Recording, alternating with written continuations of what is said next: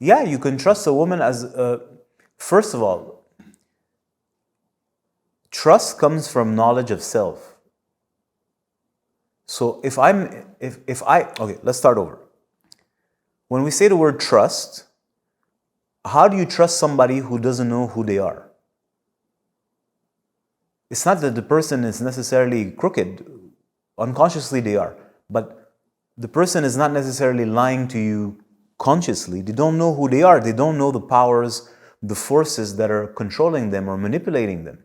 Again, I'm going to repeat this over and over. Your average individual lives at the surface of life. I don't even think it accounts for 1% of the mind's possibilities. Your average person is squeezed in 1%, and that 1% is for the most part not operational fully. Okay?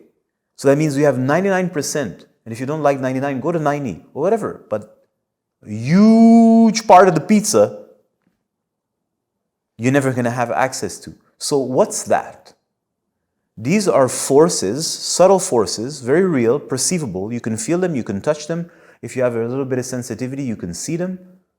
This is real. This is, we'll say, on the unconscious realm that is manipulating or guiding you and your behavior. Psychology doesn't, maximum 4, 5, 6%. And they're like so proud, academics. And they figured it all out, right? So what I'm trying to say is so how is it that a person who's controlled by forces that they don't know, how could you trust such a person?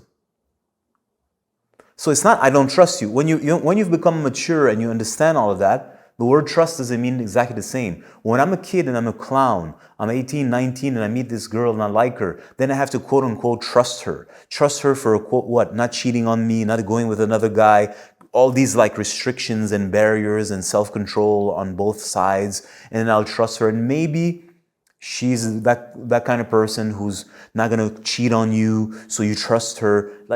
What is this? This is what? We're like kids, children, we're in high school. That's not trust, this is control. Okay, so, but I understand how people understand the word trust in that context. I don't want to talk about this. But when you start to discover yourself, because you're fed up of being a victim of the world outside, you want to reclaim control over your life. So you have to start to understand yourself, your mind, how things really work. And by doing this, you start to understand other people. You're like, okay, so if this is happening in me, this is also happening in that person, and that person, and that person. But obviously, that person doesn't know that this is operating in them.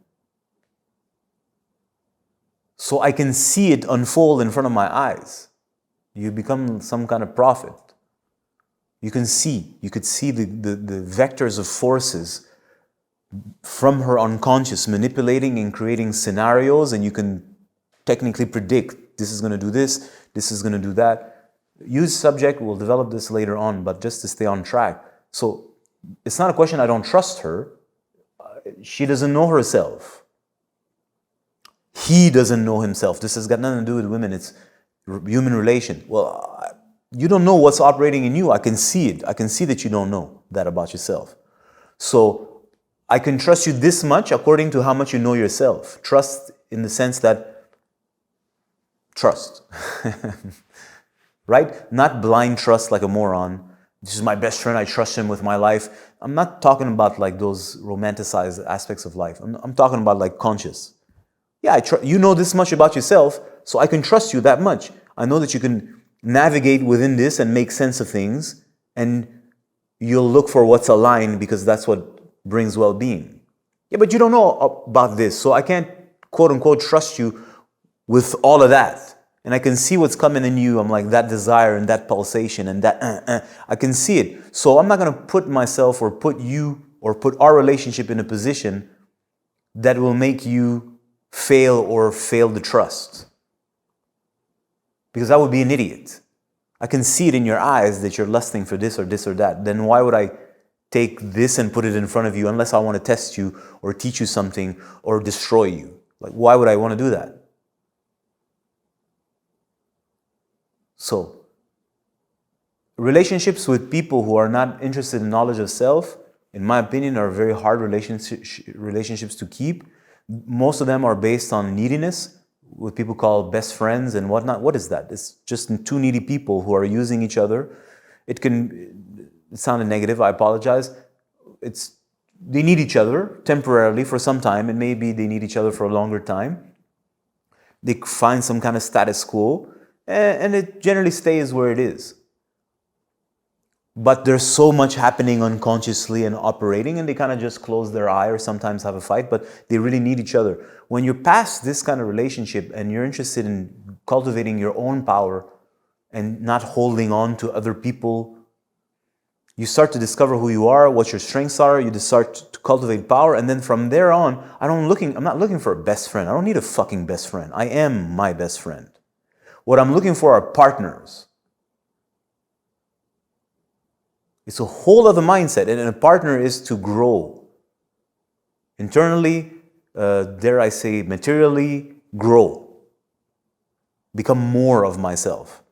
And how am I going to judge a partner? According to what that person knows about themselves, their skill set, and there's like boundaries to the relationship based on how much I can trust you. And how do I determine somebody I can trust? Well, I can tell them, like, well, sometimes people are very professional and they operate here and their services from here. So I can trust you at that level. I won't trust you with my wife. I won't trust you with my children, but I'll trust you that I'll give you $1,000 so that you can provide a service so I can trust you at that level. A more profound relationship, the person has to have a greater knowledge of self. A clarity, an honesty, a transparency that I can perceive. And then do you see the only way I can quote unquote judge that person is by my sense. I'm here, I can sense where you're at. So that's the boundaries. Because it's not that I don't want to trust you. I'm not a gullible person. You don't know yourself, so you don't know the powers that are operating in you and what they will make you do. And to let a person come into my circle, that person has to genuinely be dedicated to the knowledge of self and to the path of actualization hand in hand. And that there's a relationship of confidence where, well, I can see this and you're fucking around and I'm going to call you and not going to act like a bitch and cry victim because I like told you the truth. Because my goal is to allow these relationships to grow and mature and the partnerships to evolve over time. And if the person can't handle this, then the relationship cannot evolve. Blind faith or blind trust is for morons. Yeah, we get trust people. I'm like, no, I don't have to trust nobody. No, and it's not a closure. So this is a simple example. But what fool just blindly trusts people? If I make a decision, if a person comes at me and gives me a glass of water, first of all, what's my situation? You see, these are just random examples. If I'm really desperate and I'm in trouble and I need really water, then who's bringing water for me? The person? No, it's the flow that brings the water through that person, and I'll take it. So my relationship with trust is in a greater intelligence, and the person providing water, I look into his eyes and see the sincerity, and that'll be the glass of water. I won't marry the person or give them what's most holy for me. So everything is based on context, of course, and you need to perceive things. And how do you perceive things that are invisible? You need to become acquainted with these things within yourself, and then you have to trust what you feel in you and what you feel in people. And then sometimes you get upset because you feel everybody's trying to screw you over. Well, kind of. Well, that's what I mean when we live in a world of scarcity. That means everybody's in deficit, energetic deficit.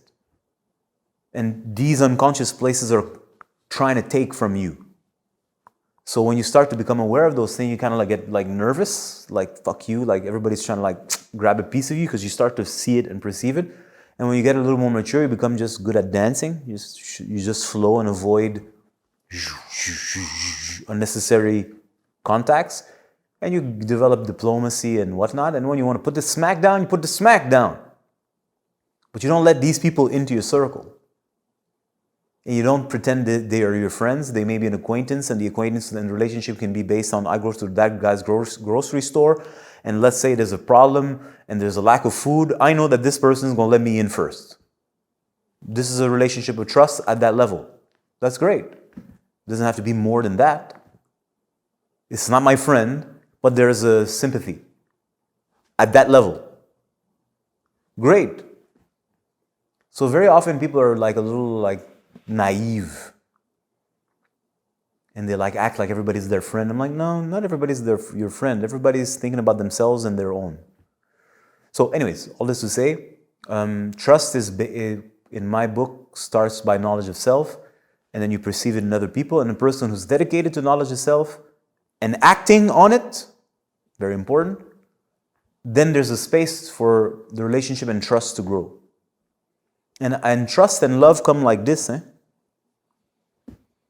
If you don't trust somebody, you can't relax. If you can't relax, the love current don't pass. So the relationship stays small.